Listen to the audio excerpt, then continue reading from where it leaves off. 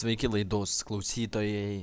Šį kartą mūsų televizijos laidoje klausykite apie tą patį meksikietį, kuris išdrįso pasipriešinti Lenkų disparsijai, kuri sutriuškino tiesiog makedoniečio armiją, spausdama paskutinius syvus, naudodama nanotechnologijas, apie kurias dabar ir pakalbės mūsų žymusis Liudviko Frankensteino Lauerio universiteto dekanas Giuseppe Verdis.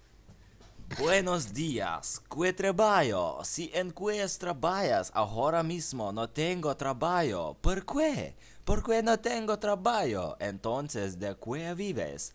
Ahí está el problema. ¿Qué te gustaría hacer?